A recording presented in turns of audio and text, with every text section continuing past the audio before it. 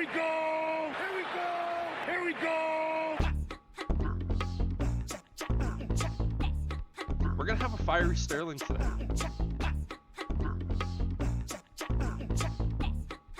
Well, no, you just have a big old air horn, and anytime a Packers fan tries to talk, you just hit the button and drown them out. Like, no, I can't hear you. Go Bears. It's basically the la la la la la la la. Yeah, exactly. Right? You don't even have to live there. You can do it from here. Just remote control everything.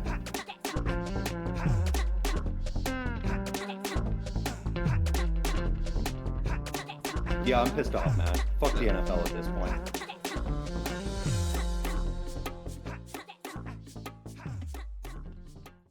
How's it going, everybody? Welcome to the 1IQ Football Talk podcast, and yet another day of football in the world. And unfortunately for us, we have officially entered the complete dead zone for the next 5 or so weeks. But there's still a lot to talk about, some interesting stuff that happened. But joining me, as always, is my good buddy Sterling. How you doing today, my friend?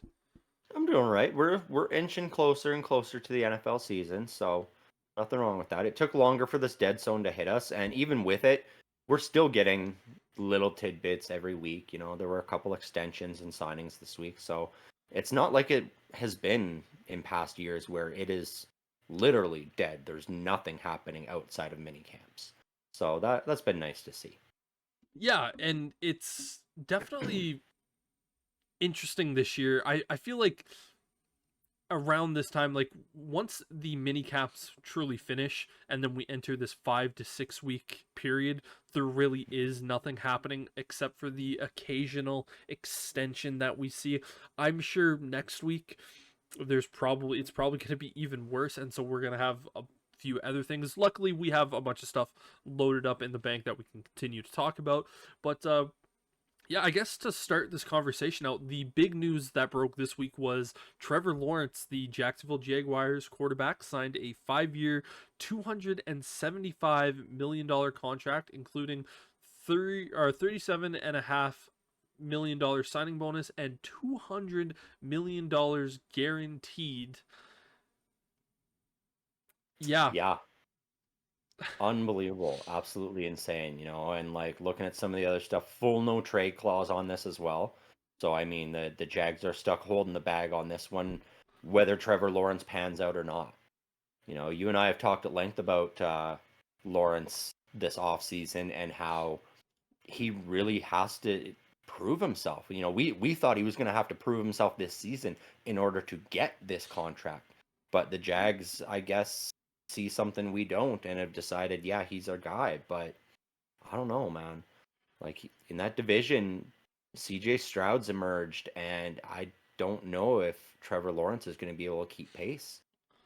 Yeah, Trevor Lawrence to us, when we did our QB rankings a few months ago, he was our 17th quarterback.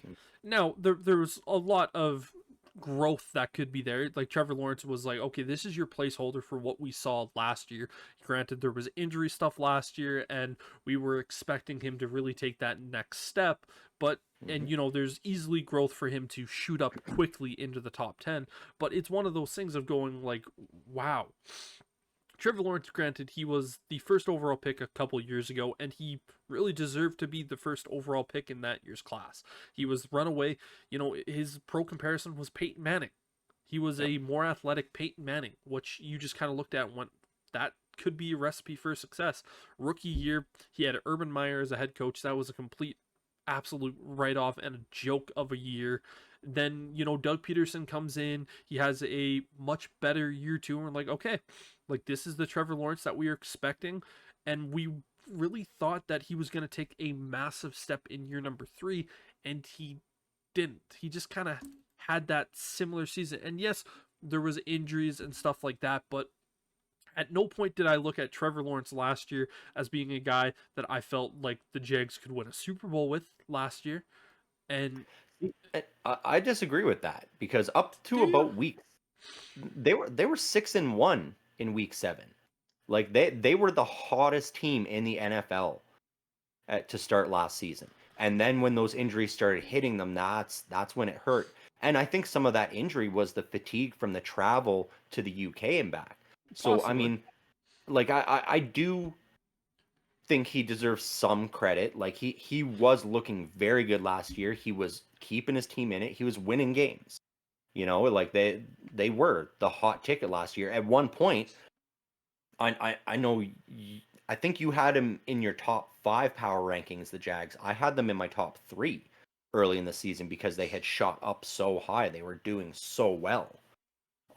But yeah, when those injuries, that was the concern, and that's what we've talked about with him is that ability to that grit, that the ability to power through and still win games when your team isn't at 100%. When you're feeling a little bit banged up, to still be able to go out there and use your head instead of your athleticism to win those games. And that was ultimately where I think we felt he started to fall short, is his inability to still pull out those games when he's fighting through. But of course you know, started our careers watching the NFL during the gritty, tough, physical quarterback days where middle linebackers were allowed to just suplex you to the ground and clothesline you and just destroy you, and the quarterbacks were getting back up and still driving down the field in the fourth quarter to win games. So that's what we want to start seeing more of from some of these young quarterbacks, is they got to toughen up a bit. Yeah, and just looking at the Jaguars' schedule from last year, they were 6-2 after the first 8 weeks of the season. They had their bye week in week number 9. In those games, they beat the Colts week 1. They lost to the Chiefs. They lost to the Texans. Beat the Falcons. Beat the Bills. Beat the Colts. Beat the Saints, and beat your Pittsburgh Steelers. Mm-hmm. And then after their bye week, they lost to the 49ers. They beat the Titans. They beat the Texans. Lost to the Bengals, Browns, Ravens, Buccaneers. Beat the Panthers. And then eventually lost to the Tennessee Titans. So, without a doubt, their back half of the schedule was a lot harder than their front half, and that's when some of the injuries came out. But you look at teams like the Cincinnati Bengals, like the Baltimore Ravens, like the Tampa Bay Buccaneers. They were also dealing with stuff at that point, and they were still finding ways to win. And I always view it as, you can have the greatest start to your season that you possibly can. You can go 6-0. You can go 6-2, but it's how you finish. Like we look at the Detroit Lions, not last season, but the season prior to, where Mm-hmm. I think they were like 1-7 to start the year, and they finished off with 8 wins. And you're looking at that team going like, they're the hottest team in the NFL. And for me, that's one of the reasons why I said earlier why I don't think Trevor Lawrence really excelled onto that next point, because we see quarterbacks go into those longer stretches towards the end of the year going like, okay, like this is where you become gritty, and this is when you truly show what your team is capable. Because in October, most teams start to have an idea of what your team is, but once you get into November and beyond, that's when teams really start to figure out how to stop your team, and you got to be able to overcome that. And we do talk about the injuries, but for me, like I just looked at Trevor Lawrence and went, you just didn't step up when you needed to. Granted, there was some close games, against the Browns, 27 or 31-27. The Bengals, you lost in overtime. Didn't really have much of a game against the Ravens. That was 23-7. Buccaneers 30-12.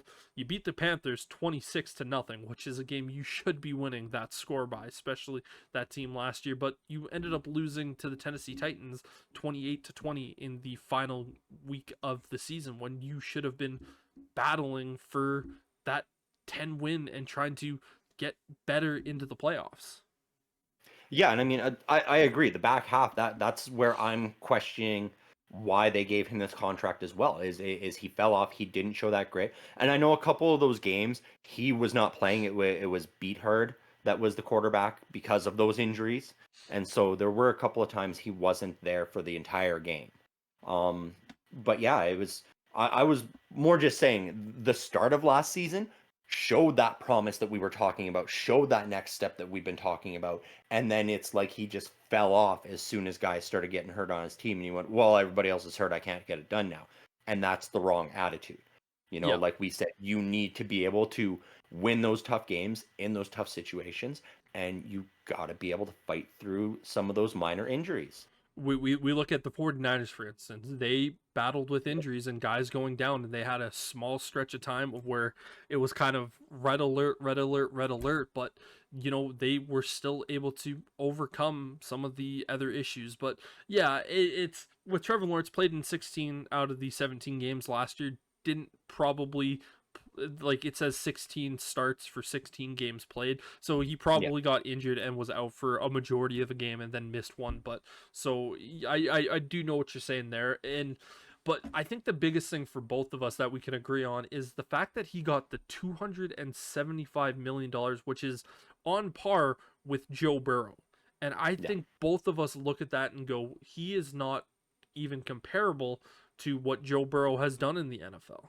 Joe Burrow has had less protection up front. He's had realistically a worse team around him, and he's done more with it.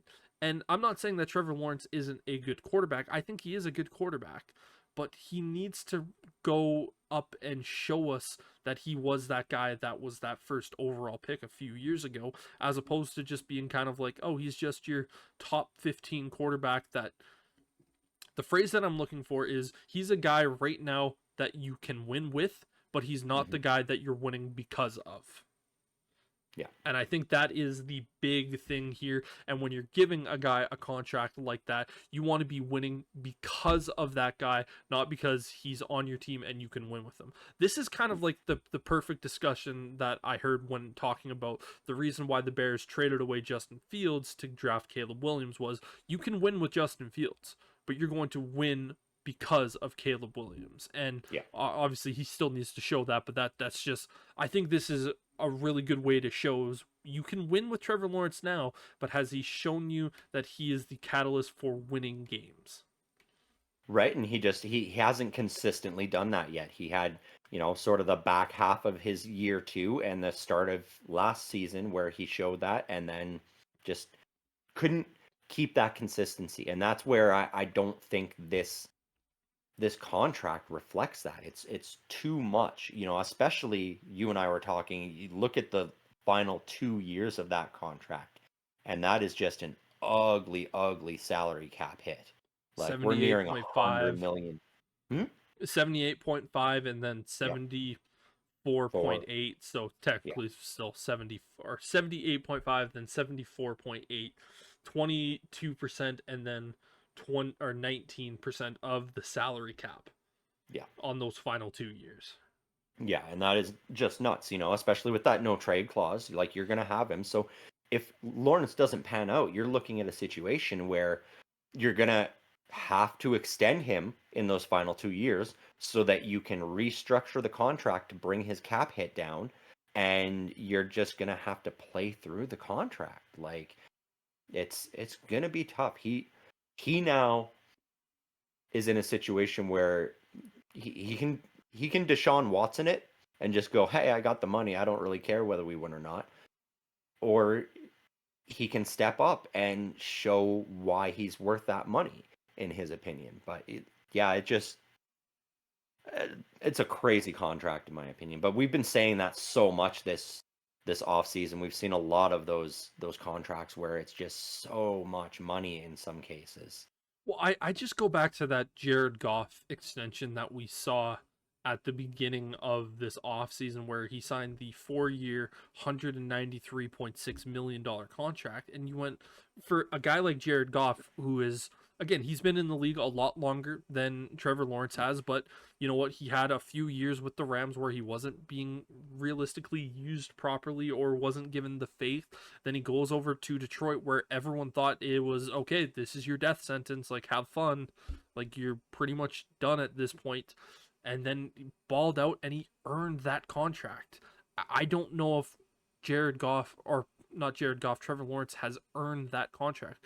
I would say if you were going to extend Trevor Lawrence, and this is the thing, is that your agent is always going to go out there and get you the most amount of money that you possibly can. That's why they're there. They're agents. And you know what? Why wouldn't they try to do that for their client? But this contract is basically saying for Trevor Lawrence, it's we're giving you the money based off of your potential as opposed to what you've actually shown, as opposed to a guy like Jared Goff who goes, we're giving you this contract from what you have shown in your capability of playing in the NFL. It's interesting to say the least. Yeah, and I am seeing something that I had missed before. There is a potential out in 2029, um, with a $202 million payout to achieve a $0 dead cap hit. So that would be good. It's going to be expensive for ownership. If this doesn't work out, they do have an out in that contract so that they don't have that dead cap. Because that was my concern. Is like, sure, they can go, okay, this isn't working, we're done. But you're going to have like $50 million in dead cap per season for those 2 to 3 years that you opt out, and you're still not going to be able to build a team. And so the fact that there is an out there, that is a little bit better, because that is right at the start of those really hefty paid seasons.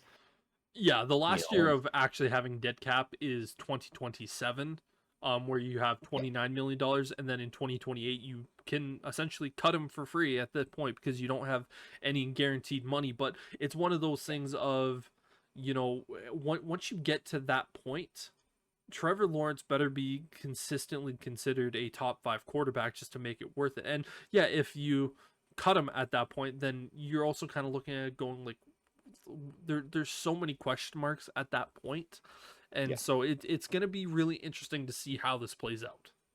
Oh, 100%. Because, yeah, looking at it up to 2028, this is a really good contract up to that point. Like, he's not even making more money until Daniel Jones until 2028. Yep. And so that is a great contract up to that level. I will give them that for sure.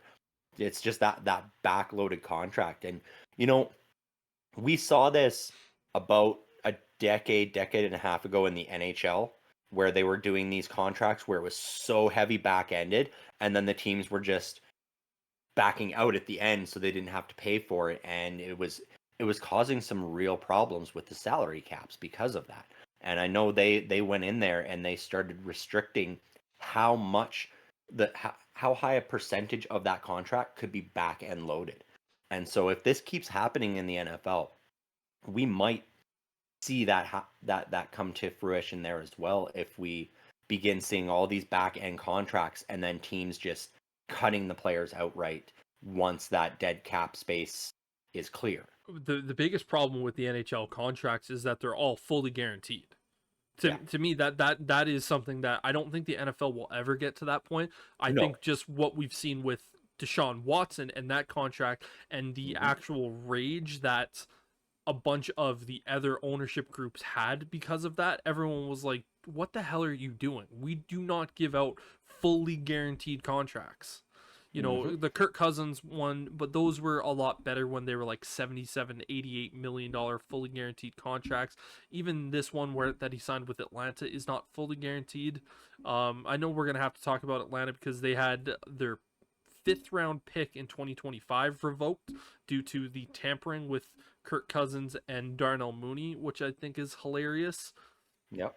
But yeah, last few things with Trevor Lawrence, we both think he's a good quarterback. We think he has the potential to be a great quarterback. It's just we need to see him get to that point. And this contract, I think both of us look at it and go, this puts a ridiculous amount of pressure on top of him. Oh, yeah. Yeah, it puts a lot of pressure on him and on the organization as a whole. You're in a division where the last 2 seasons, after Trevor Lawrence's rookie season, we were looking at these other teams and going, okay, like, this is the Jags division now. This is their opportunity. And they squandered it to the point where the Texans just hit the jackpot and ended up drafting an offensive rookie of the year and defensive rookie of the year. And boom, they're right back in the swing of it. And now it's a 2-man race for this division. And you're going to have to be competing with and maintaining pace with the Houston Texans every season for the next.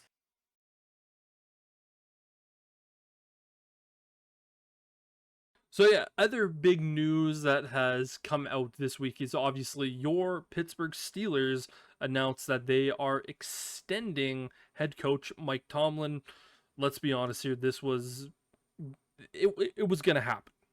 Yeah. I mean, we were pretty sure. There was talk a lot that they might let him close out his contract and he might walk away from football. There was rumors of that for sure.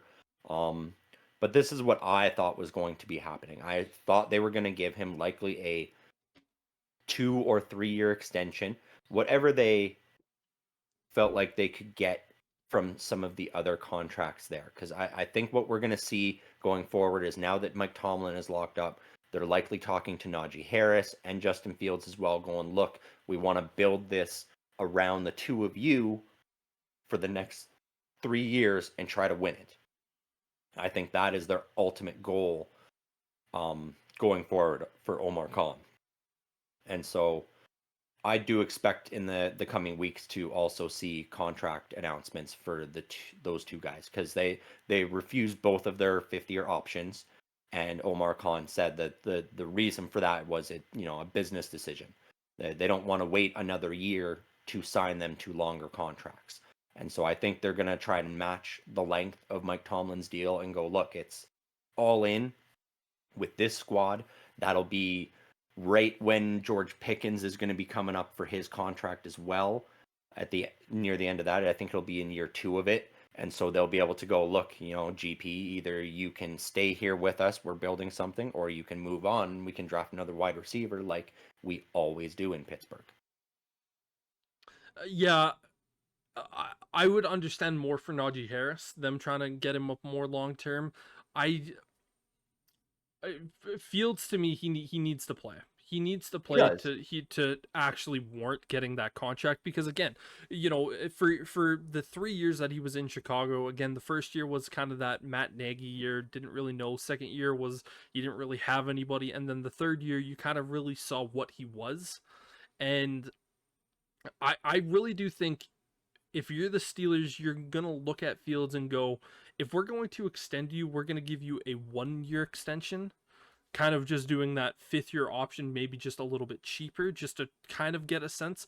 But I don't know why Fields would look at it in a sense of going, if he's going to be the backup this year for the entirety of the season, why would he want to stay there if he feels like he can be the better quarterback? And again, he might stay there and be like, hey, I'm just going to sit behind Russell Wilson for the season and then be the starter. But I've been saying this for months, is that he has the 3 years of starting experience under his belt. It's not like you don't know what you're getting with him. No, but as you said earlier, Justin Fields is one of those quarterbacks where you're not necessarily going to win because of him, but you can win with him. Yeah. And I think that's where they're likely looking. And the fact that Justin Fields wanted to come to Pittsburgh makes me feel like he would be willing to, if he's not able to win that job from Russell Wilson, I think he's going to look at it and go, well, okay, I wasn't the better quarterback in this competition. I don't deserve to be the starter yet. And he's going to keep working at that to improve and make sure that he is ready and sharp for the moment Russell Wilson falters or falls to an injury or anything like that happen. The fans turn on him or anything like that. I think that's what they're looking at. And to only give him that 1 year, you give him that 1 year and then he comes in and he is just lights out, and then all of a sudden you got to pay him big. Whereas right now you could probably lock him into a 3-year contract, paying him anywhere from $17 to $30 million over those next 3 seasons, which for me, that's a great rate to be paying a quarterback if he's going to be able to consistently get your team into a position to win. And I agree. I'm more looking at it. It makes total sense for the Steelers to do that. I'm looking at it from Justin Fields and his agent perspective of him going, let's just say like the Steelers come up to us and say, we're going to offer you a 3-year deal at, we're going to offer you 3 years. The total amount of money you're going to get is $80 million. So whatever that is over the span of the 3 years, which would be a decent deal for Justin Fields. But the agent says to him, goes, listen, you're going to win the starting job. you're gonna ball out, and you're gonna make a lot more from this. It would suck for you to go out there and just to have that deal you sign on the dotted line, go do what the things that we're talking about, and you're leaving money on the table. I just think it's going to be Fields. It's more Fields camp that's likely going to be no. Like we're gonna get a either a big time deal done, like 4 or 5 years type situation with big money, or it's gonna be kind of the 1 year. Okay, we're gonna sit you for this year behind Russell Wilson, and if he gets injured, you're gonna play, and then next year's really gonna kind of be that big. Like I think it's not the Steelers camp doing that. It's Fields' camp of saying like, and again for him that makes more logical sense because again, he's with a new team, and you know what? If the team that he wanted to go to decides to go with this veteran that really hasn't been doing well these last couple of years over him, it could be a situation where he goes, maybe I don't want to necessarily be here because he might like Mike Tomlin before getting into a system and then going like, okay, maybe I don't like the system. So, yeah, that's very possible. He may decide he doesn't like it there, but he knew what he was getting into when he requested that trade to Pittsburgh. He knew Russell Wilson was there already. He Yep. knew Russell Wilson was told he would be the number one no matter who else comes in. Like so he went into this situation fully aware of what was happening. And the tough thing with like a big money contract, so like I don't think Justin Fields has shown that he deserves a 120 million fully guaranteed he does. 5 year exactly. Yep. You know, and that's the thing. And the Steelers are notorious for not betting against themselves in situations like that. And if the Fields camp holds out in that way and they're like, yeah, no, we want $100 million guaranteed, you know, we want a Kirk Cousins level contract because Justin Fields in our opinion is the guy, the ownership and management in Pittsburgh is going to go, well, where's the stat line that shows this? The only way that even- I think that happens, and again, I apologies for cutting you off there, is after a season of Justin Fields with the Steelers and playing time. I think it's more right now of just Fields' campus saying we're holding off until the end of the season. You are still priority number one, but you know it's as opposed to trying to get something done today and saying we're going to lock you in for these next 3 years after this season. It's just him going, you know what, I'm just betting on myself. I'm just going to kind of take that moment and go, you know what, we're going on the year. You're still the number one. We still want to sign an extension with you. It's just we need to see what we're going to be in this system. That's the only thing, and everything else I agree with you. I don't think Fields is worth the $125 million fully guaranteed, the Kirk Cousins contract, the $200 million deal, whatever it is. I just think he's gonna wait for a year. He very well may, but I know how Pittsburgh operates, you know, and they are a good faith organization when they have players that follow the same sort of mentality. And so I would not be shocked at all for Pittsburgh to go, look, we want the 3-year deal, but we're going to let you set some of the stipulations in here so that if you're not happy, we can part ways. But at the same time, Pittsburgh's not outside of the realm where if he does ball out, they're going to go, look, I know it was a 3-year deal, but here's a 4-year extension on top of that, where you're getting your big money and we're going to restructure the contract so you're getting some of that early as well. Pittsburgh would do that 100%. Maybe. It's just I'm looking at it from the Fields camp. No, I get that. And I'm looking at it from the Steelers camp where, you know, because they're going to go, we want you here. But if you're going to bet on yourself and only give us that 1-year cushion, we're not going to stop looking for alternatives at that point. You know, and that's the thing is, yes, he's betting on himself, but that's a big gamble where he could then end up being a backup in Philadelphia like our last quarterback. You know, for example, you know, he could end up just going somewhere and just being relegated to being a backup instead of getting his opportunity to be a starter for a marquee organization.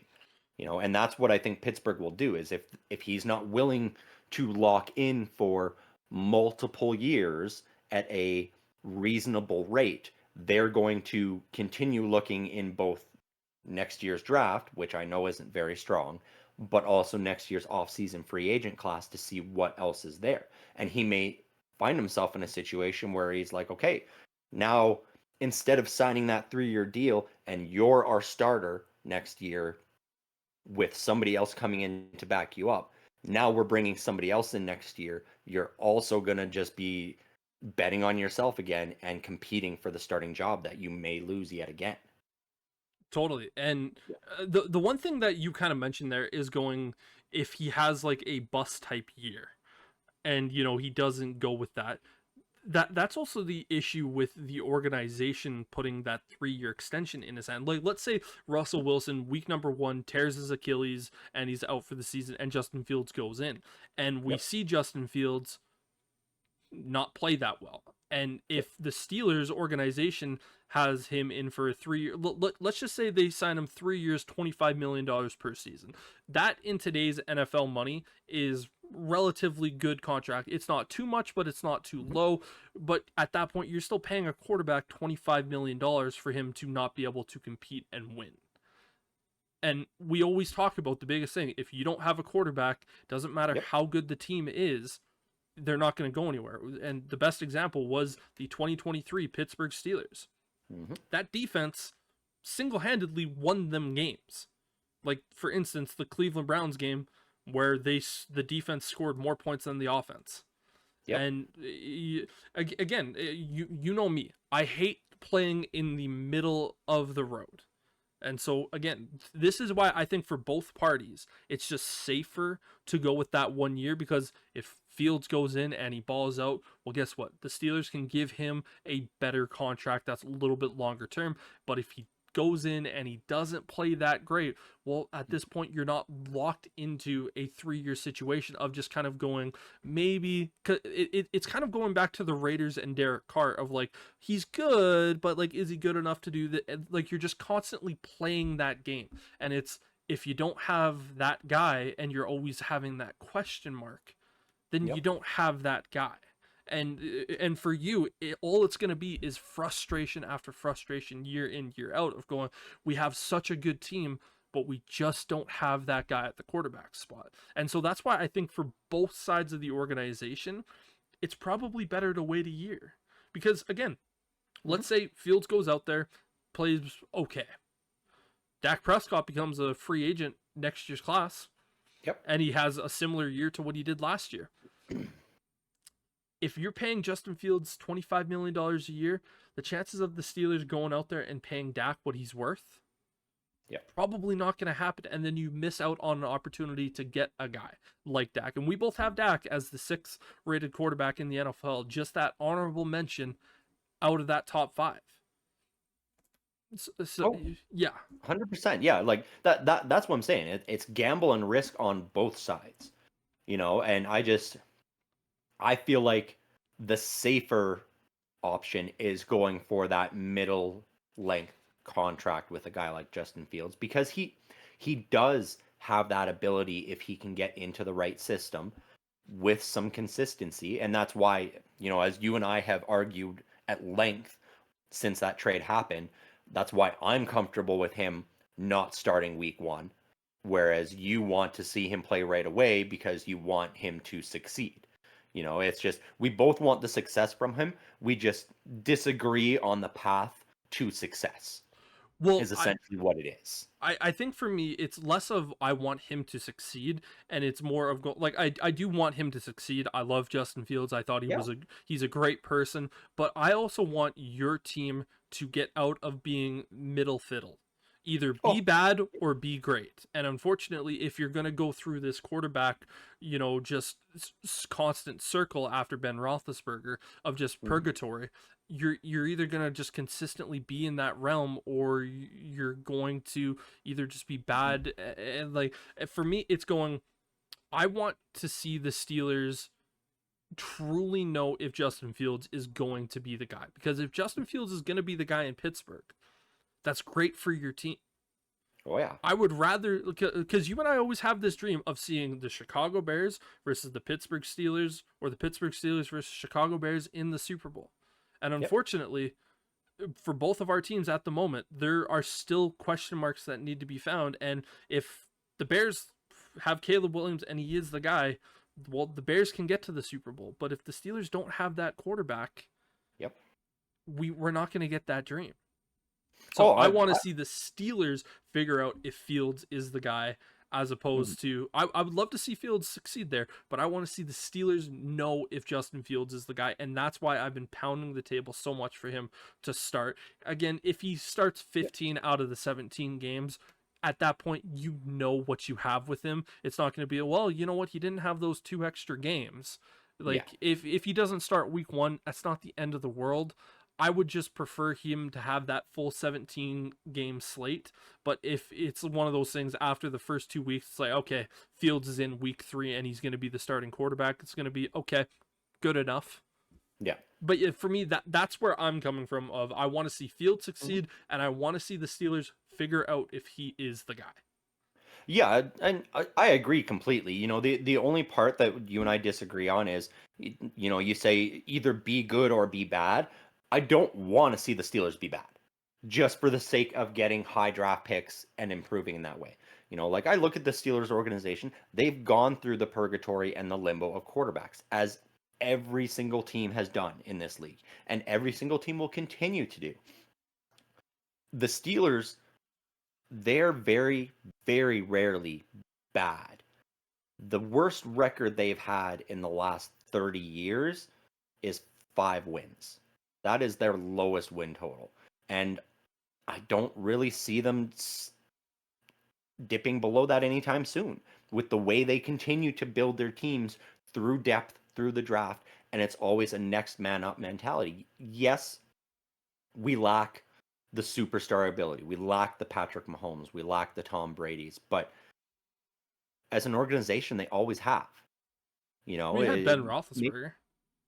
Even Ben, but I mean, even Ben Roethlisberger. He was consistently a top 5 quarterback in the league until the last 4 or 5 years. But at that point, it really didn't matter. In my opinion, he totally was. But you look at a lot of analysts and reports, he was very rarely considered in the top 5. They always had Tom Brady, Aaron Rodgers, Drew Brees, Phillip Rivers, Eli Manning, Peyton Manning. You know, all those guys were always considered above Ben Roethlisberger, and that's, you know, and so for us, we look at it and go, we can still win with guys that aren't consistently considered top 5 or top 3 guys. You know, the last guy I can think of that was consistently considered the best at his position, you know, it's always defense in Pittsburgh. Troy Polamalu, you know, Jack Lambert, you know, guys like that. Those were always guys that were considered the best at their position. It's always the defensive side of the ball. We're comfortable in Pittsburgh having that middle of the road offense that can just, as long as it's a guy who has the confidence and the ability to go down in the final 4 minutes of the game and win it on a drive. That is what you need in Pittsburgh. Yeah, my question for you though is Ben Roethlisberger a first ballot Hall of Famer? No. You don't think Big Ben's a first ballot Hall of Famer? Do you think he's a Hall of Famer? Yes. So are we thinking more like second ballot? Yeah, it's really hard to get in on the first year ballot. We don't see it very often with guys, and I don't know if Ben will get there, and likely because of the way his career closed out, I think that will be fresh in people's minds, and I think he might end up being relegated to a second ballot Hall of Famer. But he's still a Hall of Famer. And my point being there is that let's be honest here, the Steelers got very lucky that Ben Roethlisberger fell to pick 11 to them, and he turned into a Hall of Famer.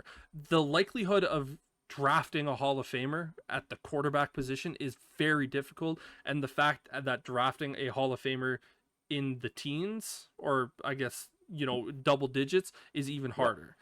And it's just one of those things of just, if you're constantly in that quarterback purgatory of going like, oh, he might be this guy, and there are times where, let's be honest, you have to be bad. Like, let's look at the Bengals right now. Yep. They were with Andy Dalton for a lot of years. Andy Dalton's not a Hall of Famer. He's not a Hall of Famer. He's been consistently a good quarterback, and they got a lot of good years out of them. But what's the thing that they never did with Andy Dalton? they had a few good seasons with Andy Dalton, and they built Yep. a good couple. But look exactly what happened the second that Joe Burrow walked in. It was, Mhm.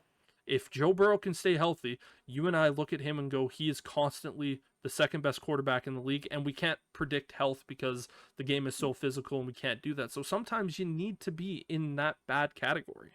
You do, but I mean, what you're talking about is essentially being at the roulette wheel and putting all your life savings down, and you have to hit the right number because you not only have to be bad enough to get the number one overall pick, you need to do so in a year where you have a generational franchise quarterback that's available in that draft. It's very difficult. The Steelers have drafted 2 Hall of Fame quarterbacks. Terry Bradshaw with the first overall, and that's the only time they picked first overall, and Mhm. Ben Roethlisberger with the 11th overall. Yep. And like like I'm you not said, saying it instantly makes it like the fact that you mhm, draft a quarterback in the top 3 picks, it instantly makes it that they're going to be a Hall of Famer. We can go no, over many guys that are bust or just didn't live up to that potential, but you do have to admit that the lottery ticket of getting that first overall pick is like you instant that lottery mhm. ticket is more higher percentage chance of getting you that Hall of Famer than anywhere else. Oh yeah, 100% it is. It's just it's not always worth that gamble in my opinion. That is the thing that I look at. Like this year especially, we've talked about how this quarterback class isn't impressive. So the Steelers go out and they're bad, and we get 2 wins. We have the first overall pick, and we go, great. We aren't going to draft our quarterback anyway. Do you think the Steelers are going to win 2 games this year? No, no, but I'm just saying as an example, like if that's what were to happen, because you're saying be bad or be good. Yeah. This middle of the road, you're not a fan of it. I understand that. There's a lot of people that aren't. I would rather still be making the playoffs every year and picking 15th, 25th, because I know that Pittsburgh has a really good scouting crew and they're able to find gems in Mhm. the middle of the draft. Are they going to find Hall of Famers? Probably not. And this is But they're this is the point where I always come back at you with is Mhm. that has been the way that the Steelers have been operating these last 20 years. When was the last time the Steelers won a playoff game? Oh, I know it's been 8 years. I know that. But I mean, you look at teams that have been picking in the top 5 for the last 10 years, and they've arguably won less than the Steelers have. Totally. And And that's all I'm saying about being bad doesn't always equate to we've got enough guys that now we're good. It yeah. doesn't always work that way. Oh, I agree. It's just for me, it's always, Mhm. and we always talk about the quarterback position being the most important Yep. position in football. If you can go out there and get the guy, the lottery ticket is higher at the top of the draft than it is any other position, and it's if you just don't have that guy, you can work with a bad team with a great quarterback. Because let's be honest here, the year when the Bengals went to the Super Bowl, that was Mhm. still a really bad team. It was just you had Joe Burrow Yep. getting his buddy Jamar Chase, and they just went and they did something special. Yep. And 100%. there's no perfect model to do to be successful. And this is coming from a Bears fan who said over Mhm. these last 2 years, I wanted them to be bad. And the Bears ultimately got stupidly lucky getting that first overall pick, trading it to the Panthers, them being the worst team in the league, now being a better team with more upside, and then also getting the first pick because the Panthers were so bad, and then getting a generational talent at quarterback. That is blindside shithouse luck. That Yeah. that will likely not happen again in our lifetime. We see something like that happen. And again, that is just the lottery of the lottery. Mhm. But then again, I always look back at Joe Burrow. And, that draft class also had Justin Herbert. We go back to that draft with Mahomes. It was, Yep. no one thought that was going to be a good draft class. Nope. It was like, oh, this Mitchell Trubisky guy is going to be the most pro-ready guy. There's this Patrick Mahomes guy who looks like he has good upside. Mhm. So we could be looking at a situation like that for Pittsburgh this year, and let's say they hold the 5th pick and they draft Shador Sanders and he turns Yep. into this dynamite player. We don't know, but it's really really interesting. And again, I don't like the middle of the road, and it's fine if you're in the middle of the road for like a 2-year span. Yep. I just once you start to get past that 5 years of just kind of coasting at that same level, that's when it starts to make me mad. No, and I understand that, and it's frustrating as a fan as well of the Steelers to see them not be able to win that playoff game. But I still prefer them trying to put the best possible team out there to go out each year and break that streak that's happening to us right now. Rather than just go, you know what, we need to just be bad. Because what the Chiefs traded up to take Mahomes, was it ninth, 11th, 12th? Where 11th. was it? 11th. Yeah. So I mean, and right there's another future Hall of Famer. Mhm. And there's no saying that, a couple more years of this, the Steelers just aren't quite getting it done, and then they look and we have another good quarterback class in 2 or 3 years from now, and they go, okay, We'll this trade up is to it. go get a guy. Not exactly. Yep. Najee's on the last year of his contract. Justin's on the last year of his contract. It hasn't worked out this way. We're gonna flip one of these guys in our first rounder. We're gonna move up into the top 12. We're gonna get our guy, and we're gonna go. And that's Steelers mentality, is they're going to look to do things that way because that that city does not accept loss. Like Totally. it's But just the they're way. also not winning. They're not. They're not. But neither are 31 other teams in the league, or True. 30 other teams. Sorry. Only one team Can gets win to the win Super every Bowl. year. Yes. And Yep. unfortunately, the last 25 years, we've had two crazy good dynasties that had first ballot Hall of Famers that just keep winning and winning.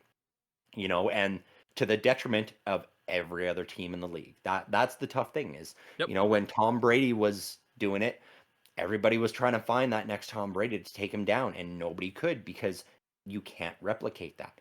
And that's where we're at right now as well with Patrick Mahomes. Is everybody's like, oh, we need the next Mahomes, but it's like you're not gonna find the next Mahomes because these guys are prototypes. They're like they make the they're mold ones and then they of throw one. it away Yeah. because they're like, we don't need two of these guys in existence. That's the way it goes. And so that's where you need to build more of a team with lesser guys to be able to fight past that, Mhm. and it's hard to do.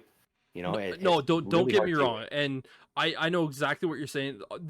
I look Mhm. at the San Francisco 49ers. They are a team that is really they're just built Mhm.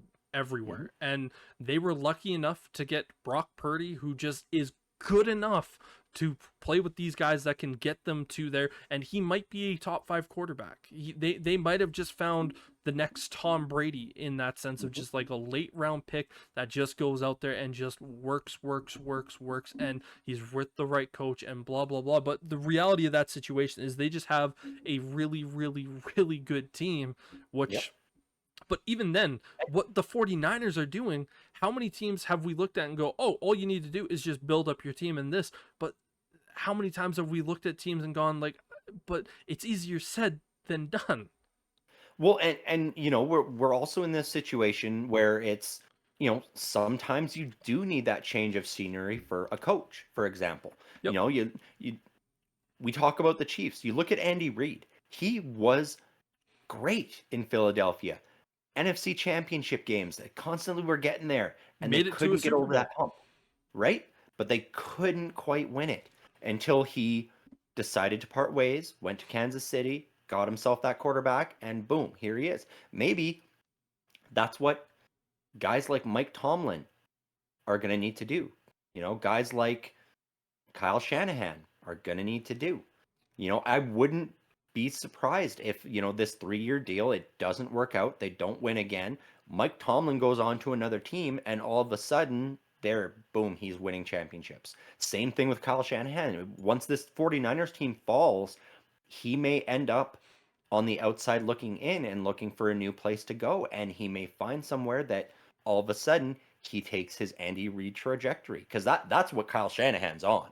Yeah. You know, you look at his career, and it's mirroring what Andy Reid did early in his career. I'm You just know, counting down the days till he becomes a Chicago Bear.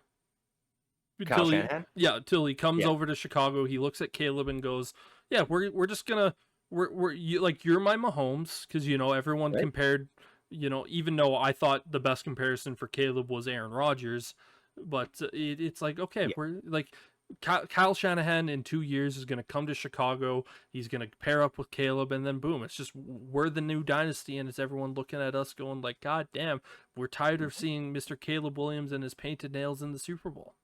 Right. And it again, it's what we all strive for, and it's just, you know, y- you see it with organizations. There's different philosophies, there's different approaches, and anybody who's watching us, you see it firsthand just with two fans, how different we both approach our feelings and our opinions on how a team should be built to win that championship. We are very different in that aspect, despite being fans of two teams that are fairly similar in their makeup and their histories. You know, and it's Well, just look that's at the last 2 years of us being fans, where, you know, when this new group came in for the Bears, it was be bad. I'm tired of you being 7 and 8, 9, like having 7 to 9 wins, being maybe just that team that on the cusp of making it to the playoffs. Mhm. Be like I would either win the Super Bowl or be the worst team in the league. That was my Yep. philosophy. It was because I was tired of being in that middle of the road, just like, oh, we just were the 8th seed, or we were the 7th seed and we got bounced in the first round. Yeah. And that was Ryan Pohl's philosophy as well. Mhm. That's the route he's took. But here's the thing to keep in mind: we haven't seen Caleb Williams on the field yet. You know, we haven't seen the Yep. Chicago Bears team. And again, I want the success for your team as well. However, that ball is still rolling on the roulette wheel right now, and it could come up double zeros, and all of a sudden you guys are right back in that position, Totally. even after this phenomenal back-to-back first-round picks. You know, it could happen. Mhm. You know, we don't want it to, but that's why I look at it and go, well, you know, let's stick to that middle of the road and keep putting a team out there that's getting to the playoffs, because we say every year, once the playoffs begin, it's an entirely new season. It doesn't matter if you went 16-0, you could still lose to Eli Manning. You know, that's the way this league works. You can be a perfect team through the regular season, and everybody goes, you just give them the Super Bowl now. They're going to win. You know, make their rings, make the T-shirts. And then a team that nobody expects just gets on a roll, finds their stride, and is able to knock you off. You Well, know, look at the and Chiefs the last 2 years. No one said the Chiefs were going to win no, back to back. No one right? each year said the Chiefs Especially aren't going to last year. win. Yeah, Yeah. and they're gonna three-peat. They Yeah. they're See, but now that's the thing. Everybody's saying that this year. Everybody's like, they're gonna three-peat, they're gonna three-peat, they're gonna be so good. And I would not be shocked at all to see the Chiefs get to the Super Bowl and go up against a team that nobody expects from the NFC to be there. You know, like all of a sudden the Lions managed to get there or something like that, and the Lions just knocked them off in the Super Bowl on a last minute play or something like that, where you just see that heartbreak happen, because that's what that's happens football, in this. baby. Exactly. That's exactly what happens. Speaking of the NFC, like what we did last week with the AFC, where we went through each of the divisions and put the teams where we thought they were going to be from 1 to 4. For instance, just going back, like for the AFC North, I had it the Bengals, Ravens, Steelers, Browns. Sterling had it Bengals, Steelers, Ravens, Browns. So we're going to be doing something similar this time with the NFC. We're not going to put any of the records in there because, to be perfectly honest, for us to go through all 32 teams and their schedules, that would take more time than it's properly necessary for us to do. So we're just going with the teams that we think are going to win the division and kind of go down. And that is pretty much kind of the sentiment. Again, AFC, what we had, go back and watch that particular episode. Which division would you like to start with? I mean, you're the NFC guy. You take the pick. Yeah, you do your thing. I laid mine out in the same format as I had last week. East, south, west, north. So I, whichever I order you'd like to go. I think we should start with what is being talked about being not just the best division in the NFC, but the best division in football, which is the NFC North. Um, for me, the winner in this division is the Lions. They were a team that was that close to the Super Bowl, and they got better. They got better Yeah. this offseason. I think, retaining Ben Johnson, their offensive coordinator, was probably the move that, if we're going to look at this team next year and say they won the Super Bowl, that is probably the move that won them the Super Bowl, in my Yeah. opinion. The Lions, they're the clear, like, they are the hunted now. Like, they're not doing the hunting, they are the hunted, and I think Dan Campbell in that squad is perfectly okay being hunted. And to me, they are the clear cut favorites to win this, in my opinion. Yeah, I've got them up there at number one as well in the NFC North. Dan Campbell needs to learn how to turn off tunnel vision, though, because Yes. again, that's why they did not manage to go farther in the playoffs, is because Dan Campbell got in that tunnel vision and was like, no, we're going to keep going for two, even though it's fucking 22 yards now. Yeah. Like, yeah. So, but either way, as you said, the Lions got better. They locked up a couple of their guys to contracts, so there's going to be a little bit more relief there, a little bit more ability for these guys to just go and play football and not have to worry about contracts. Yeah. Yeah. For me, number two, Packers. Like I said at the start of this, I think this is the best division in football. Yeah. To me, the Lions, I think you're going to see them.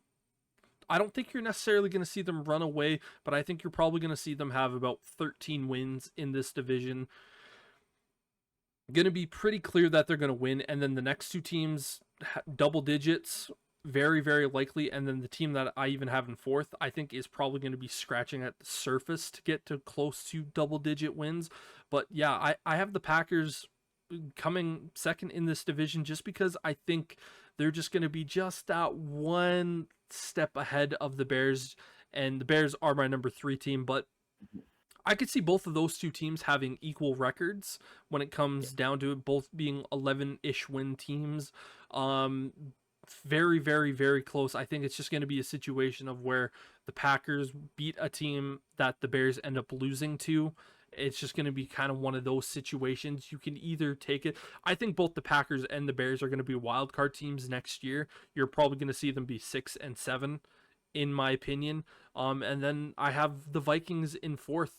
Again, really, really good team. There's just some, Sam Darnold, is he going to be the guy? And can he do enough this season? And JJ McCarthy, what is he going to be like if he gets playing time?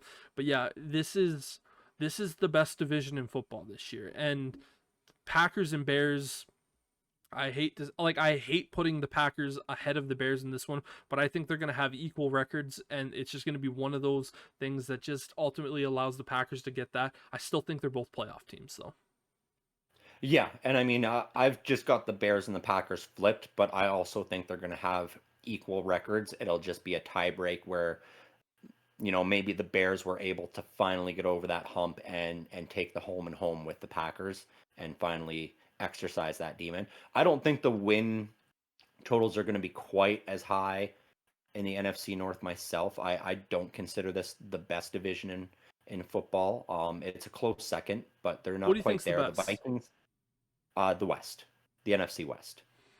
Niners, Rams, Seahawks, and the Cardinals. I think the Cardinals are better than the Vikings.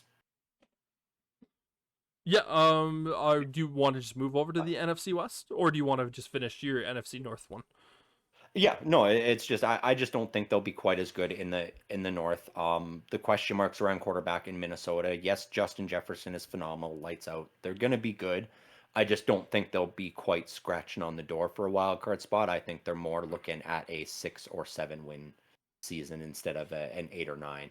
Whereas I think the Bears and Packers are going to be in that 9 and 10 range for wins. Yeah, so let's move over to the NFC West, and so I'll let you start out with this one. Yeah, for the West, I have the 49ers at the top. You know, they were in the Super Bowl last year. I think they'll be the number one seed in the NFC again this year. You know, they didn't really take a step back. They've got a lot of talent. They drafted another great wide receiver. There is talks that they are getting very close to a contract with Brandon Ayuk as long as Ayuk is willing to swallow his pride and take just a little bit less than $30 million a year, they'll be able to get him locked up. You know, and really at $29 million a year, he's still going to be the third highest paid wide receiver. That's still going to be better than Waddle and Amon-Ra St. Brown. He's just going to be behind Tyreek Hill and Justin Jefferson, which frankly, you haven't shown you're better than those two yet. And so you shouldn't be making more than them. And so if the Niners can get that done and get Ayuk locked up, I think that this 49ers team is going to be the one that's trying to unseat the Chiefs from that three-peat possibility. Yeah, I have the 49ers at the top of the division. It is really their division to lose at this point. They're still that kind of Hall of Fame here type team. And Kyle Shanahan, we know he's one of my favorite coaches. That watching his play style and coaching or your place coaching style, I get the terminology there, but yeah, the 49ers to me, clear runaway. I don't think they're the number one seed in the NFC. I think the Lions take that. Yeah, that's fair. But That's fair. I think it's going to be close between the two of them. It's going to only be separated by like one win, but it's really the wild card spots in the NFC this year. It's going to be like competitive. literally wild Yeah. because I've got the LA Rams at 2 in the NFC West and the Seattle Seahawks at 3. And honestly, I think they're going to be in that similar realm of records to where the Bears and the Packers lie. There's gonna be a lot of tiebreak situations to determine who gets that 5, 6, 7 seed this year in the NFC. It's gonna be so tight. And the Arizona Cardinals will be better than last year at number 4, but I expect them to not be fighting for a wild card spot quite yet. They still need some improvements on defense. Yeah, I think the Rams are a really, really good team. And I think Sean McVay right now with the draft that they had, and I think they're going to be doing some really good things this year. And the way that they played last year, where we were talking about them so much of potentially being one of the worst teams in the league last season, and at some points they kind of showed that, but then they Yeah. just exploded and they kind of reminded everyone's like, hey, you shouldn't be sleeping on us as much as you are. Like we're here, we're there, we're ready to do it. And for me, Rams second spot, Seahawks in the third. I am not as high on the Seahawks as you. I think the Seahawks are going to take a little bit of a downturn this year. You know my philosophy with defensive minded head coaches. I don't think that Geno Smith is going to be much better than what we saw last year, and he was just okay last year. I think Mike McDonald, their new head coach, is going to get their defense playing quite well. I think the Seahawks team is going to be pretty underwhelming. I think they're gonna only be around that 8 and 9 record. Around that type, it's gonna be an underwhelming offense performance from this team, and I think there's gonna be a lot of people on that roster that are frustrated. With DK and obviously Tyler Lockett, then Jackson Smith and Jigba. Their plethora of running backs. I am less high on the Seahawks. I almost had them going fourth to the Cardinals. I think the Cardinals are going to have a big step up this year. I think Kyler Murray. Yep. I think people are forgetting what Kyler Murray was because we really haven't seen him over these last 2 years. And the Cardinals, they got better this offseason. They had a lot of picks, and they're going to have a lot of youth coming in there and helping win this team. Do I think they're going to be a playoff caliber team? No. I think 7 wins for the Cardinals, you're looking at that going, that's a much better year, and they're going to build off of that.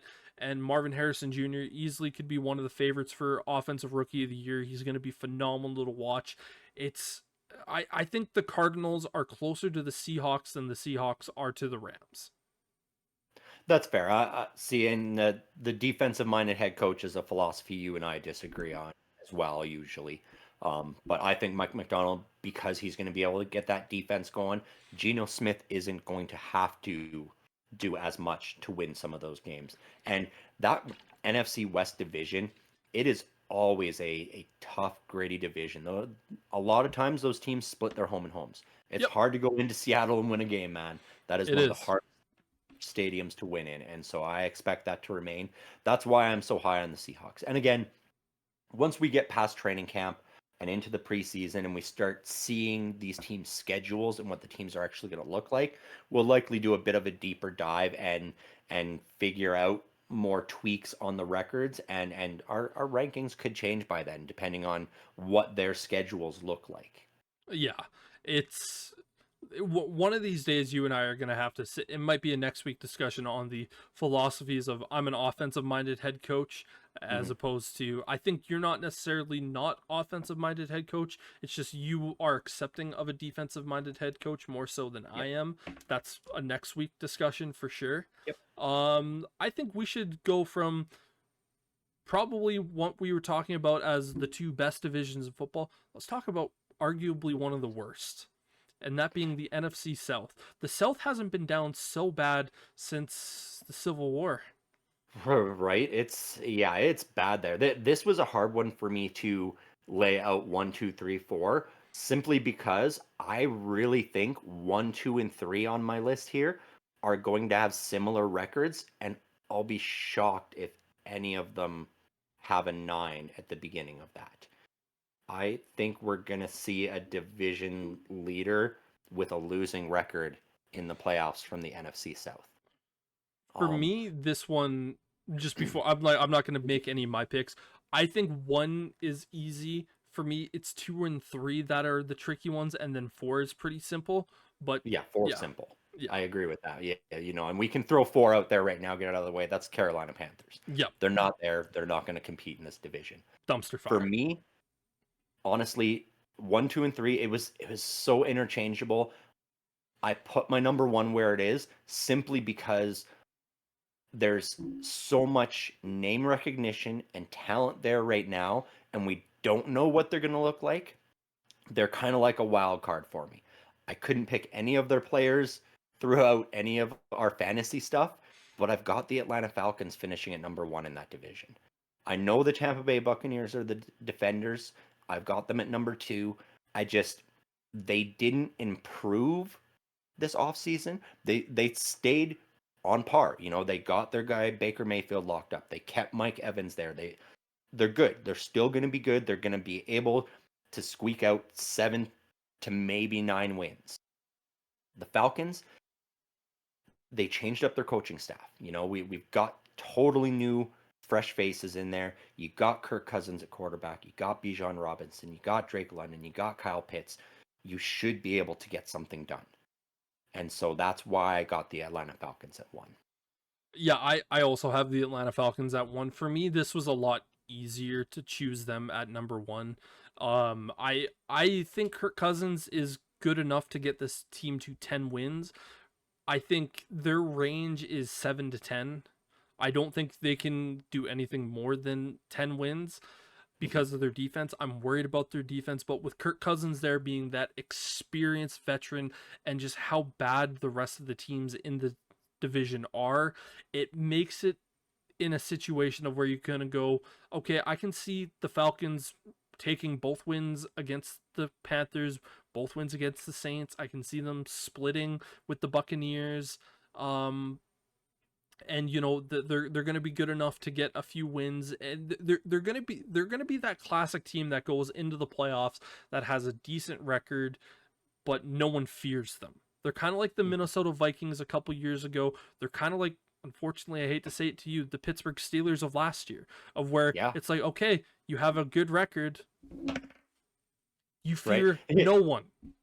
Yeah. You fear, and that's what the Falcons are likely going to be entering the playoffs next year. Of just like, okay, oh no, you're the fourth seed because you won your division and you're going up against the fifth seed. And guess what? That fifth seed is a better team than you in every way, and they're going to walk over top of you. Right. Like you're gonna have to host the Green Bay Packers or something, and they're just or the Dallas Cowboys, and they're just gonna completely steamroll you. Yeah, it's going to be a situation where I don't think, again, no one's going to fear them. They were the No. Pittsburgh Steelers of last year, which were the Vikings the year before. They were the whatever There's team one was every year. exactly. There's always one team that's everyone's basically looking at the little brother with one arm going like, "It's okay, buddy. You're here too." Yeah. And for me, next up, Buccaneers. I think the Buccaneers are, you put it perfectly. They didn't really change anything. They should be a 7 to 9 win team. Baker Mayfield, for me, their biggest concern is their defense. Hmm. I don't really know what we're gonna see from that defense in terms of being able to stop. I think their offense is going to keep them competitive. And again, that 7 to 9, I feel, is a pretty good range. Yeah. Yeah, that's this whole division all over. I like I said, I think Falcons are in that 8 to 10 range, Bucks 7 to 9, Saints 7 to 9, Panthers 1 to 3 for wins. I would be perfectly okay with if they had 1 to 3 wins. Right. That gives the Bears the 33rd pick. Yeah, I know you're not very high on the Saints because it's Poopy Pants Carr still, but that Saints team, He's not the only reason that I'm not high on the but Saints. that defense is still pretty good in New Orleans. Yes. And that's the thing is that's going to keep them in games, especially within their division. Against the Buccaneers, they're familiar with Baker Mayfield. They're going to be able to get that pressure on him and make him uncomfortable. They're going to be able to slow down Kirk Cousins and that Atlanta Falcons. And that's why I think these top 3 teams are all going to split their games with each other and all go 1-1 against each other. And that's why I think we're going to see all of them with possibly identical records at the end of the season and purely making it in on a tiebreaker. Yeah, again, we have the exact same. Saints are third for me, and Yeah. I'm not high on Derek Carr, but the other thing that I also talk about when I look at the Saints is I like their defense. I think they're a top. They're not top 10. They're borderline top 10 for me. Mm-hmm. They're easily in that top 15, which is good, but you want to balance that out with a top 15 offense. They do not have a top 15 offense. Derek Carr is their quarterback. Chris Olave is their number 1 wide receiver. Can you name me someone that isn't named Taysom Hill? Yeah, actually, I think we're going to see the reemergence of Alvin Kamara this year. We didn't see a lot out of him last year because he started the year on suspension due to some off-field issues. He's not going to have that drama surrounding him this year. I think he's going to come in focused. I think we're going to see the Alvin Kamara of 2 and 3 years ago reemerge this year, and he's going to be a force. Fair. And so I think he is going to be the driving force behind this Saints offense, and he's going to be what gets them going. But my question to you is, okay, Yep. I jokingly threw Taysom Hill's name out there as a joke, Yeah. but if it's really just Chris Olave and Alvin Kamara on that offense, do you think that offense with just those 2 guys is good enough to actually do anything more than 7 wins? Not really, 7, maybe 8. But that's just it. 7 wins there, and then I think their defense will be able to keep them in 1 to 2 other games that they squeak out a win where a lot of us look at it and go, they probably didn't deserve to win that game. But whether they deserve to win it or not, they still got the W. For me, however, I'm viewing this team in the range of more 4 to 7 wins, and it's realistically closer to 4 to 6. I agree with you. I think Alvin Kamara is probably going to have a much better year. Chris Olave is still a really good, talented young wide receiver. I just look at the rest of that offense under the tutelage of Derek Carr, and I just simply go, the defense is a top 15 defense. They're closer to being a top 10 as opposed to being the 15th defense. I don't think Alvin Kamara and Chris Olave are good enough to just be those 2 single individual guys to get this team more than 6 wins. I think if in that terms of the defense kept them in and they won that game, that's where we see that 7th game. Like that's where we see them have that Pittsburgh Steelers defense against the Cleveland Browns, of where it's just like, oh hey, they outperformed the offense here. And for me, the other big thing that I have the issue with the Saints is Dennis Allen. I don't think he's a good head coach. For me, he kind of feels like Arthur Smith last year, of going like, are we really holding this experiment again this year? And he's going to constantly be a guy where I'm going, why is he still the head coach? And so for me, that's kind of why I have the Saints there. We did kind of brush over the Panthers and just say they're down there. They did make some improvements, but are they enough? We all know I'm not a fan of Bryce Young. I don't think he's a good quarterback. I saw nothing in his rookie season last year. Neither did I. I will just, to defend him, he had nothing to help him. He had nothing to throw the ball to, and he had nobody protecting him. Like, he was scrambling around like Kyler Murray and Russell Wilson, except those guys throughout their career have at least had targets that were able to get open during those scrambles. He hasn't had that. Possibly this year, maybe Deontay Johnson emerges and is able to do that for him. But even so, as we said, I don't see this team winning more than 3 games, maybe 4 if they, pull out a fluke win against the Texans like they did last year type of deal. That's sort of the only way we see them reach that 4-win mark, in my opinion. But it's just, they're improving, but I don't think Bryce Young is the answer. He's bad. He's too tiny. Yeah. He's just too tiny. It's. I don't have an issue with the height. We know I don't have an issue with the height. It's the frame for me that really sends me over the edge. By tiny. It's not like he's short and stout and muscular and can like stiff arm a guy off. Like if somebody he's not Kyler Murray where he's a juiced hamster. Exactly. Yeah. Yeah, and from going back to one thing that you were saying there is that he had nothing to work with, and he still showed no flashes. That second season for Justin Fields, he had the exact same situation: no protection, no one to throw the ball to, and he still showed flashes of brilliance. And to me, that's one of the reasons why I just look at Bryce Young and I go, guys that are good, they can still show you something even when there's nothing. You can still see a flicker of light in the darkest of tunnels. And with Bryce Young, you walked into that tunnel and it was pitch black. Yeah, I mean, to be fair to him again, that organization is in the depths of hell right now. It is poorly managed. It is poorly owned. It is garbage right now. And like I feel for him having to play there. Maybe in a different team, he might be in a better situation, and we might be able to see some of those flashes. But for him, Justin Fields, you mentioned those flashes he was showing. He's bigger, he's stronger, and he's like, well, fine, I'm not going to get the flags anyway, so I'm going to run down the field and take the hit. I think Bryce Young's looking at it going, if I take a hit, I'm going to die. Well, and I'm not going to take the hit for this organization.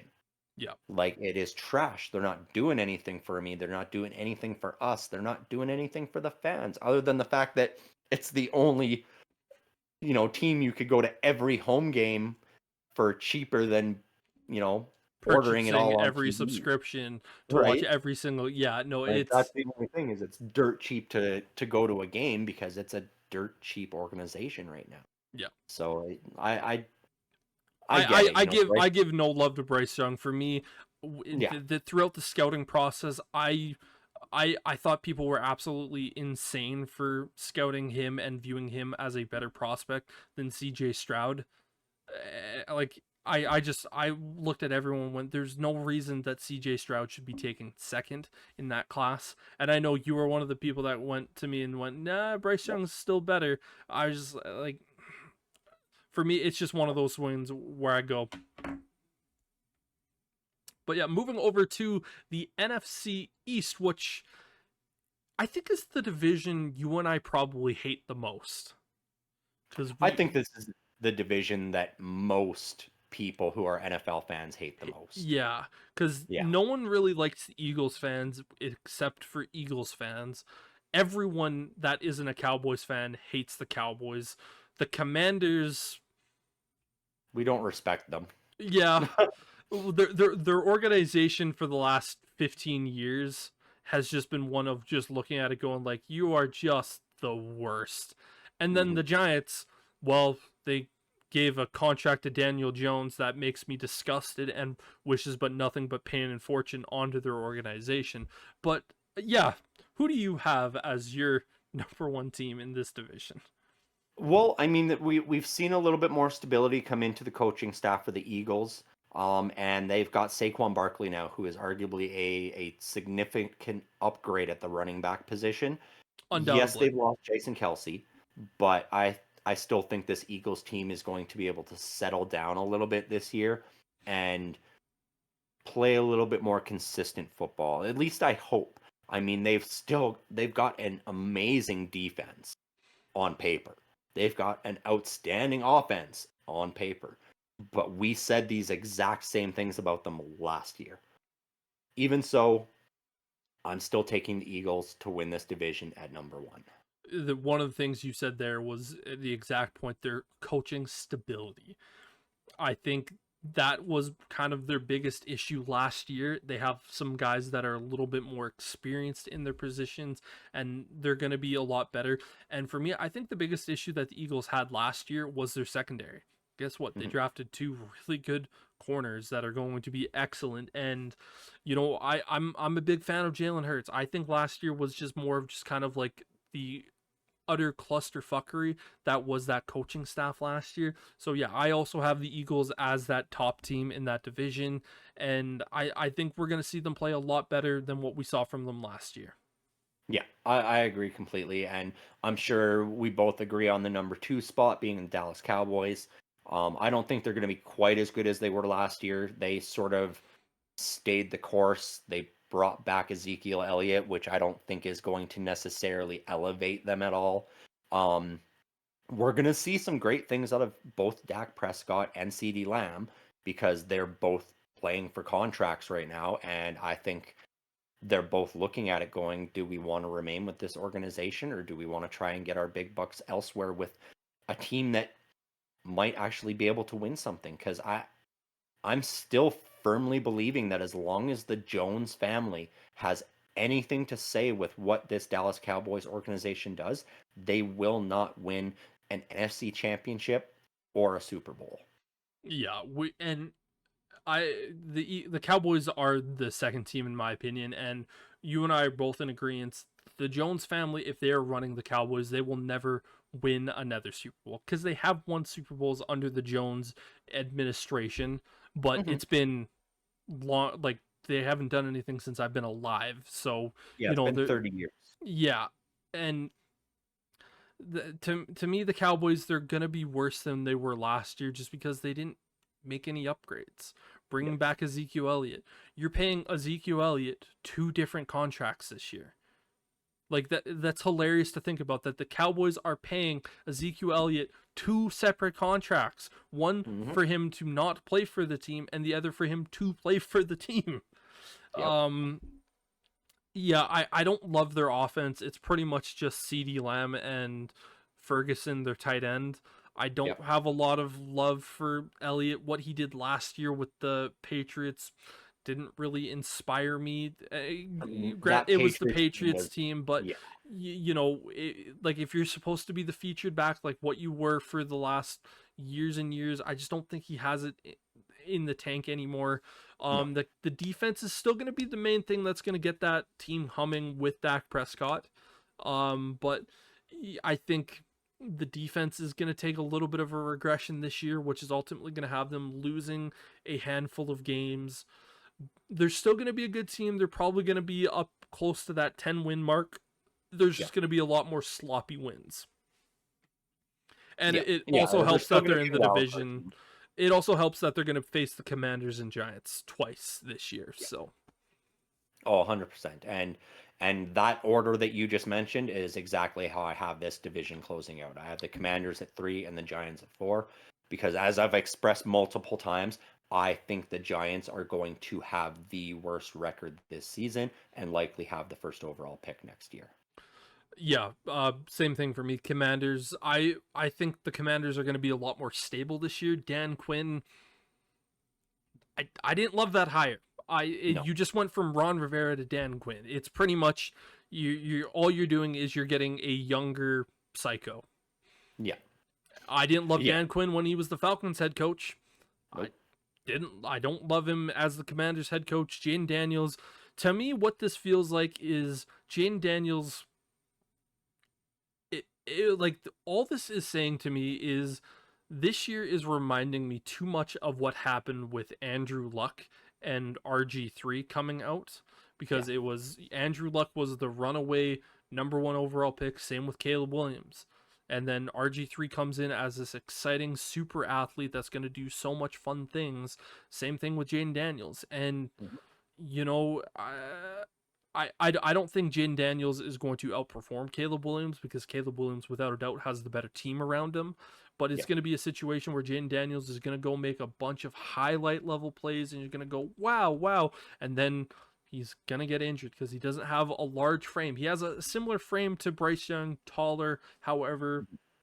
But again, that offensive line, man, that worries me with a kid with Jaden Daniels' frame and Dan Quinn, and just the defense is going to be horrible. They have nothing other than 2 defensive tackles. And Yeah. you're not really certain what's going to happen with their secondary. You know, Emmanuel Forbes, they drafted in the first round last year. With that being said, they're still going to be a hell of a lot better than the Giants, because the Giants on offense have one player, and he's a rookie. Yep. Their defense is going to be good, though. I think their defense is going to be very good. It's just the problem is that when your quarterback is throwing interception after interception and fumble after fumble and fumble, it just finally gets to the point of just the defense is going to go, I'm tired, boss. I'm tired. Yeah. Yeah, that Giants defense, they have the potential by season's end to be in the discussions of having one of the best 1-2 punch edge rushing duos. One of the Because best they've D got lines in Kayvon football. Thibodeau and they traded in for Brian Burns as well. And so having those 2 guys on your edges, that it's going to be a fearsome defense to go against. And then don't forget Dexter Lawrence in the middle. Exactly. And so it's going to be a tough defense to play against, but at least each team's going to be able to go in there and go, okay, well, we don't have to worry if we have to punt the ball away a few times because we know they're not going to do anything. Yeah. Right? I don't think the Giants are going to have the worst record in football because of that defense. It's just going to be a situation of where they're going to end up squeaking away with 4 wins this year. There's going to be a few teams that have like 2 wins, for instance, like the Panthers. I think the Patriots are probably going to be similar in that boat. Maybe the Titans. Broncos. I think the Broncos are going to be a better team than expected. They're in a really tough division, but I think the Giants, they're going to end up being that 5th pick in the draft again next year with 4 wins that their defense completely does, but it's just essentially you're laughing at them because they're bad, but they're not bad enough to actually be bad. Like that. Right, That's the other thing that I hate. I'm like, if you're going to be bad, you might as well be the worst fucking team in the league. And the Giants, they're just not going to be that this year. You're just going to look at them and going to go, you are an embarrassing team to watch, but you're still not bad enough to be the worst team in the league. Yeah. Yeah, that I can agree with. If you're going to be bad, then you might as well be the worst. Yeah. That I can definitely agree with. I'd rather pick 1st than 5th. Oh, totally. But I just don't think that defense will be able to win that many games for them. I think they'll be able to squeeze out 2 wins and, likely one against the Commanders and one against one of those other bottom feeding teams that we mentioned. I would have to see their schedule to figure out which 2 teams they're going to win. And who knows? When I take a look at their schedule, I may see and go, okay, I could see them pulling 4. But, it's unfortunate that the ownership has made such terrible decisions because as much as I hate the NFC East division, the Giants are kind of the only team that I don't despise. It's easy to respect the Giants organization. Right. When they're winning, I can be like, okay, I don't mind the Giants winning, because you look at some of the greats that have played there and you're like, yeah, I like that. You got your your big names, your Michael Strahans, your Eli Mannings, They're a Lawrence team that Taylor, you Jack. want to hate, but they have done a lot of respectable things in the NFL over, their history, and then you just look at what they've done the last 2 years and you go, I just hope you kind of burn because you're better than this. Like, we're all looking Right? at the Giants going with that Daniel Jones contract going, you're better than this, and we all know you're better than this. You're basically looking at a kid who made a dumb mistake and you give him a slap on the hand and go sit in the corner, idiot. Like, what are we doing? Which is funny because we all said the exact same thing when they traded up to draft Daniel Jones. They didn't trade up, they just stayed put. Oh, they stayed put? Either way, they Yeah. drafted him way fucking high. For me, Daniel Jones wasn't a first round pick. No. And the fact that they selected him, I think it was 6th overall, when you had guys like Josh Allen, the edge rusher for the Jags, who is pretty freak. He's a top 5 edge rusher in the league. And like, I understand, like, oh, you want to get the successor for Eli Manning, but it's like, you could have waited, guys, or you could have just waited for the next year. Yeah, because honestly, I feel if they hadn't taken that pick, Eli might have played a little longer even. Like, as I just look here at Daniel Jones, he was part of that draft where it was Kyler Murray was in it, the 2019. If we just look at the next year's draft class, everyone getting ready for this one, waiting for quarterbacks. Oh, guess who was number 1? Was that Trevor Lawrence? No, that was Joe Burrow. Oh, that was the Joe Burrow year. Yeah. And you want to know where the Giants finished in the draft order that year? Where? Number 2? 4th. So they could have had Tua Tagovailoa. Or they could have had Justin Herbert. Yep. And if you really wanted to, just pull up your big boy pants, they could have waited and drafted Jordan Love. Nope, they decided they were going to draft Daniel Jones. And if I look at this particular draft class, again, Kyler Murray, 1st overall. Nick Bosa went 2nd overall. Quinn Williams went 3rd. And then we had a couple of just not really anything. But yeah, Daniel Jones went 6th overall. Josh Allen, the edge rusher, went to the Jags, 7th. TJ Hawkinson was 8th. Ed Oliver was 9th. Devin Bush went 10th, and that's when the Steelers. Jonah Williams, again, hasn't had a great career. Rashawn Gary went to the Packers as an edge rusher, has been decent. Could have gotten Christian Wilkins. Chris Lindstrom, the offensive guard for the Atlanta Falcons. You could have just waited and drafted Brian Burns and got him a few years earlier. Right? Oh, I know. It's absolutely crazy. They got themselves into this funk of thinking Daniel Jones was the successor, and they screwed themselves for damn near a decade. You want to know the funniest part about that draft?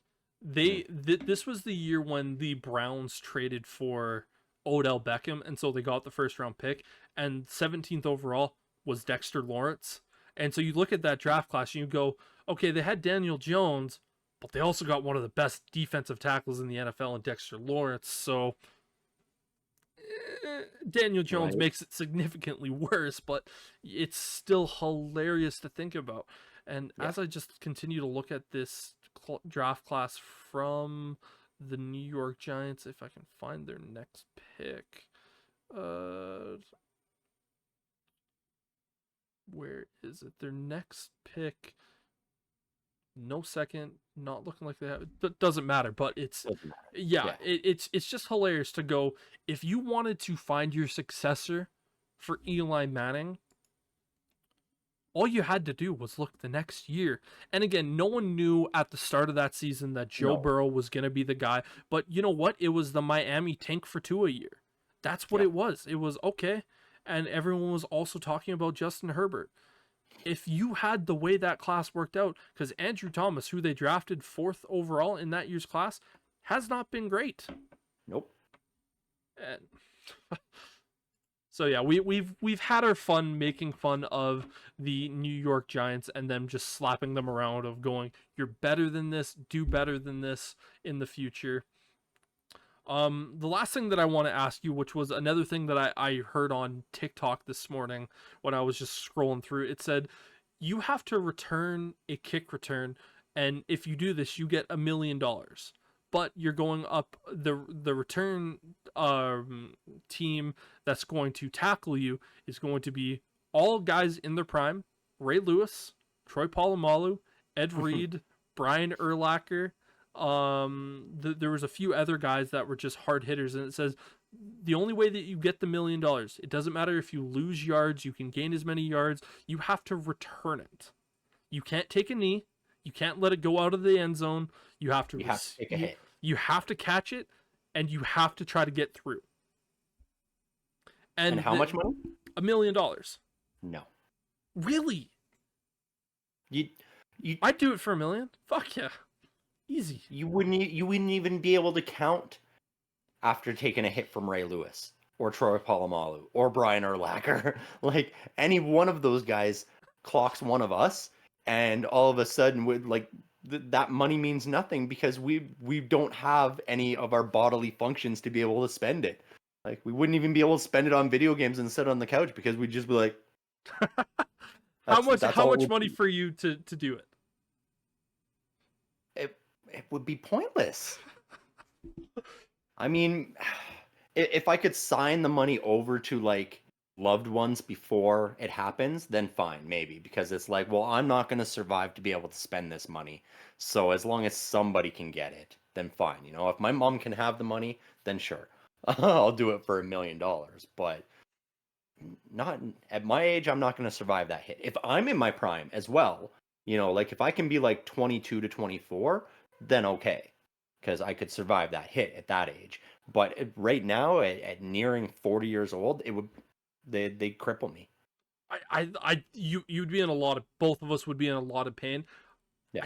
I think you'd be okay. It would be probably you know, a couple of months of, you know, some rehabilitation, but I think I think the idea of it is in the moment it's a lot worse than what we think it is. Yeah, It's the gonna other question suck. Is it current rules around player protection, or is this back when all those guys were playing in their prime as well, rules where if they get a hold of me, they can suplex me on the back of my skull, like, you know, James Harrison style. You know, that, because that's the other thing. If I've got the player protection where they can't hit me in the head or anything like that, then okay. You know, but you know, when you mention all these guys being in their prime, I think of some of those hits that Ray Lewis laid out. You know, some of those times when Troy Polamalu just completely demolished a guy. Ed Reed being a fucking decapitator, right? yeah. No, like, don't get me wrong. Don't get me Yeah. wrong. This it would suck in the moment. I don't think it would do enough damage to you in the full padding, and like let's be honest here. You're gonna see Brian Urlacher running at you. My whole philosophy on that was I'm going to hold the ball and I'm just going to jump into him. Like that's what it's gonna be. I'm gonna try to take my own force and try to, you know, I know I'm gonna get rocked. I know I'm gonna lose that battle, but at least if I can at least take some of the pressure off myself by throwing my body into him. I mean, with you mentioning him, I definitely would be aiming for Brian Urlacher because he was probably one of the cleaner tacklers of that he generation. was.